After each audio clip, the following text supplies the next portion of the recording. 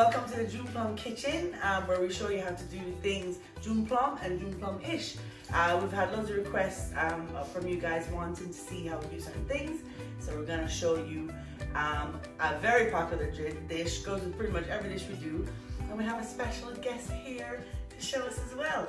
So today we're cooking rice and peas, and who's going to show us? My mummy! So here she is. Hey Mom! As is my mom, Joanne. Everybody calls her Momma Jo. And then she's going to show you how she cooks her rice and peas at home. All right. Okay. So this is my version of rice and peas. Not necessarily how everybody does their rice and peas. This is just how I do it. There are many variations of how people cook rice and peas. You'll find that every household in Jamaica cooks their rice and peas differently. So this is my version. Yeah.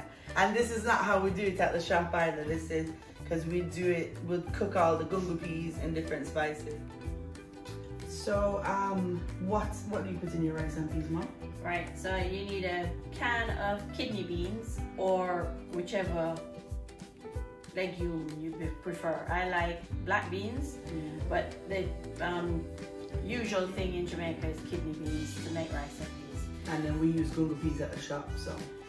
Gungo peas we tend to use at Christmas time in Jamaica because that's when they're available.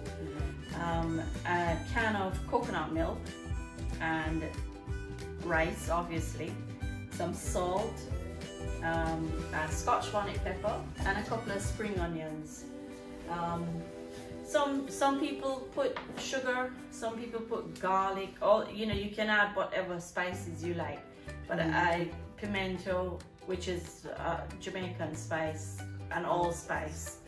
But I like mine pretty plain. I like the meat to flavor my rice, not meat to flavor the rice. So I start with a can of kidney beans, and including the water, don't drain, because you need the water to add color to the rice and peas. And I rinse the can with about a quarter can of water, just to make sure, if we don't waste anything, make sure you get everything out of the can and add that to it as well. I'm using a rice cooker today because I find it easier, but you don't have to use a rice cooker.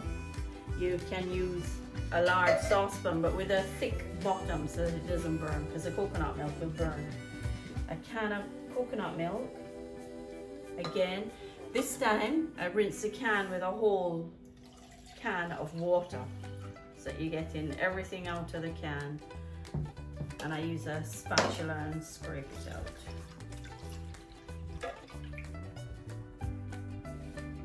Make sure we get everything in it.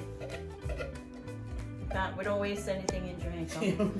We're Jamaicans. We're Jamaicans. When you come from a third world country, you don't waste things. And then is the rice. In fact, there's a little left in here, so I'm going to rinse it again.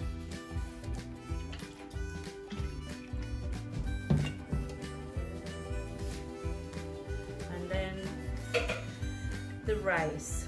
And I have about 4 cups of rice here. And what I do is I put it in and see how much rice is in.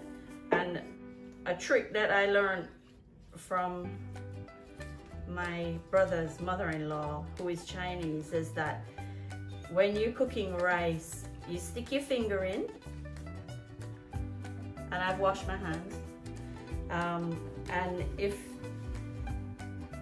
your rice, you should have 1 finger knuckle above the rice, and that would be the right quantity.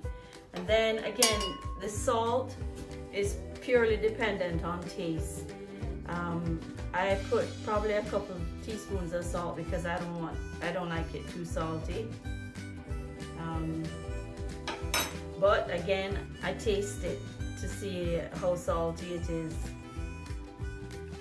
And literally, that is my version of rice and peas. Yep. Could probably do with a touch more salt, so I'll add a little bit more.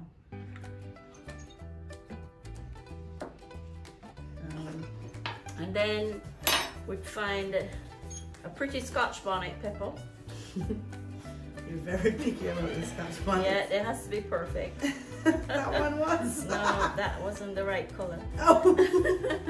A Scotch bonnet and a couple stalks of spring onion, which Jamaicans call scallion. They've already been topped and tailed, and literally just kind of batter them a bit, drop them in. And some people like thyme. I'm not a big lover, but for Jodie's sake I'll put a little piece in because Jodie likes it. And that's it, literally that's it. Put the lid on. Because it's a rice cooker, it's literally, you don't have to watch it, it watches itself, and when it's cooked it pops up, and that's it. You're using a saucepan, just put everything in as I did, bring it to the boil, and then turn it down to a simmer, and wait. Once all the liquid has dried out, holes will start appearing in the rice. Don't stir it. Jamaicans never stir rice until it's finished cooking. Don't stir the rice. And then when all the liquid has dried out and you start getting the holes in it, then you check to make sure that it's completely dried out, and fluff with a fork. And bingo, that's it. Rice and peas. Simples. Simples.